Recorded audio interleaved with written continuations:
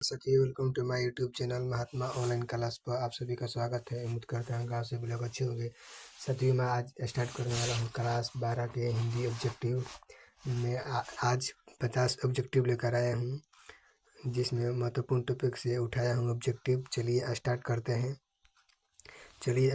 हैं। तो जिसमें पहला ऑब्जेक्टिव है, उसने कहा था कहानी के लेखक कौन है। आप सभी जानते हैं कि उसने कहा था कहानी के लेखक कौन है।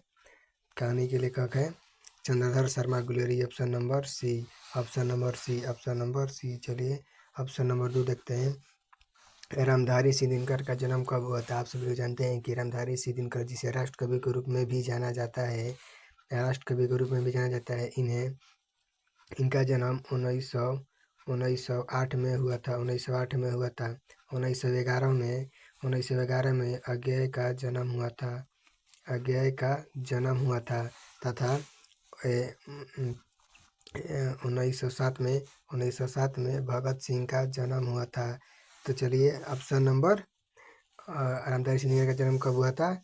1908 में। ऑप्शन नंबर सी होगा, ऑप्शन नंबर सी। तो चलिए ऑप्शन नंबर 3 देखते हैं। अब बातचीत क्या है। आप सभी जानते हैं कि बातचीत के लेखक बालकृष्ण भट्ट है। यह क्या है? ललित निबंध है। क्या है? ललित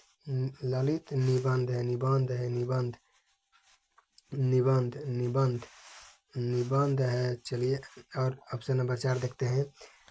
आ जन्म में कौन सा समास है? आप सभी लोग जानते हैं कि समास 6 प्रकार का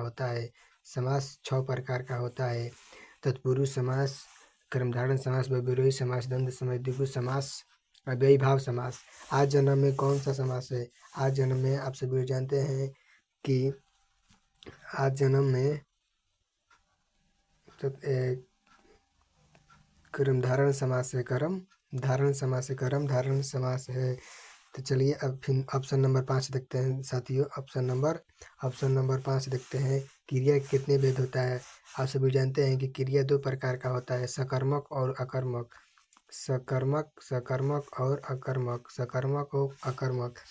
चलिए ऑप्शन नंबर 6 देखते हैं। संधि कितने प्रकार का होता है? आप सभी जानते हैं कि संधि 3 प्रकार का होता है, जो कि बिहार बोर्ड में पूछा गया सवाल है। संधि 3 प्रकार के: स्वर संधि, व्यंजन संधि, विसर्ग संधि। चलिए ऑप्शन नंबर 7 देखते हैं। हिंदी किस लिपि में लिखा जाता है? आप सभी लोग जानते हैं कि हिंदी देवनागरी लिपि में लिखा जाता है, जिसे देवों की भाषा भी कहा जाता है। चलिए अब ऑप्शन नंबर 8 देखते हैं। देवों की भाषा किस भाषा को कहा जाता है? संस्कृत को कहा जाता है। संस्कृत को कहा जाता है। सबसे प्राचीन भाषा संस्कृत को ही कहा जाता है।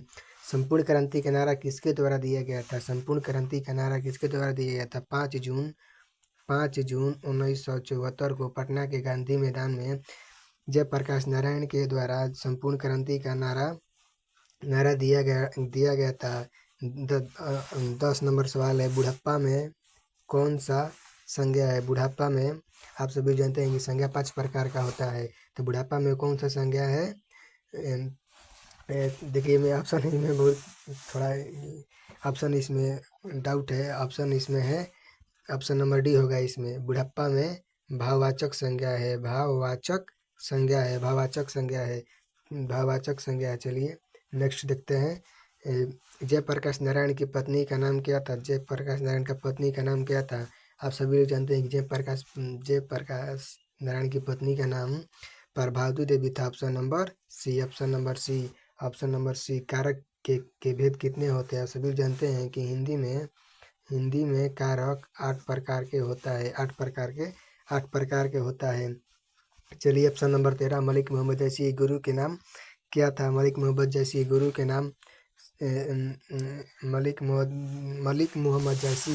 नाम इसमें ऑप्शन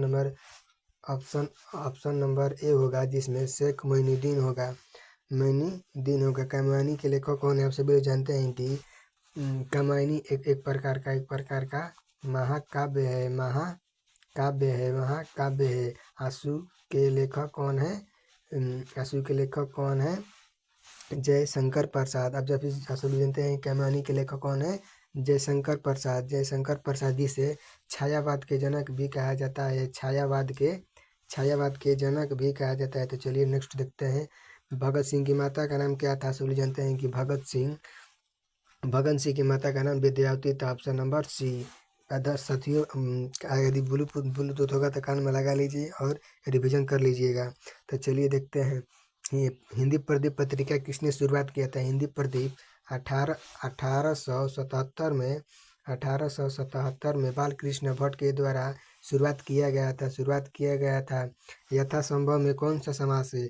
यथासंभव में अव्ययीभाव समास है। ऑप्शन नंबर बी होगा। चलिए देखते हैं 18 अवरोध शीर्षक कहानी साहित्य की कौन सा विद्या है? कहानी है।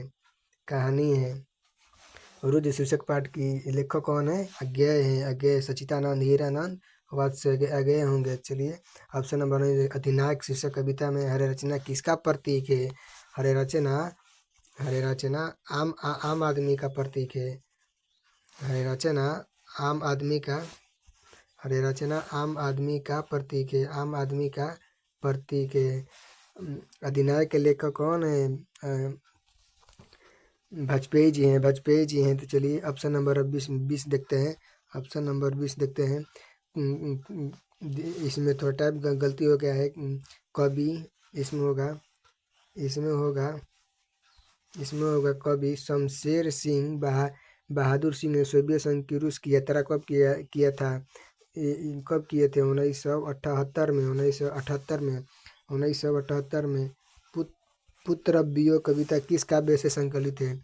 आप सभी लोग जानते हैं कि पुत्र कविता वियोग के लेखक हैं सुभद्रा कुमारी चौहान। इसे मुकुल से लिया गया है। Option number C. चलिए ऑप्शन नंबर 22 देखते हैं। कवि रघुवीर सहाय के पिता पेशे से क्या थे? शिक्षक। चलिए स्टार्ट करते हैं। Option number 23। ऑप्शन नंबर 23 कवि जयशंकर प्रसाद के श्रेष्ठ भ्राता का नाम क्या था? शंभू रतन। ऑप्शन नंबर बी शंभू रतन। साथियों, मेरा पहला वीडियो, इसमें थोड़ा दिक्कत हो रहा है। चलिए देखते हैं ऑप्शन नंबर। हिंदी में लिंग कितने प्रकार का होता है? आप सभी लोग जानते हैं कि हिंदी में लिंग 2 प्रकार का होता है, स्त्रीलिंग और पुल्लिंग। चलिए ऑप्शन नंबर देखते हैं। आगे देखते हैं। राजा रानी में कौन सा समास है? आप सभी लोग जानते हैं कि समास 6 प्रकार का होता है राजा रानी में। जैसे राजा रानी में कौन सा समास है? इसमें ऑप्शन नंबर ए हो जाएगा तत्पुरुष समास। जैसे राजा का पुत्र राजपुत्र, गंगा का जल गंगा जल होगा। चलिए ऑप्शन नंबर 26 देखते हैं। सूर्य का परिवाची शब्द क्या है? आप सभी जानते हैं कि रवि, प्रभाकर, ये सूर्य का परिवाची शब्द इसे कहा जाता है। चलिए नेक्स्ट देखते हैं। आचार शब्द का विलोम क्या होगा? आचार शब्द का विलोम अनाचार होगा। चलिए देखते हैं ऑप्शन नंबर 28। समास शब्द का अर्थ क्या होता है? सभी जानते हैं कि समास का संक्षेपण होता है।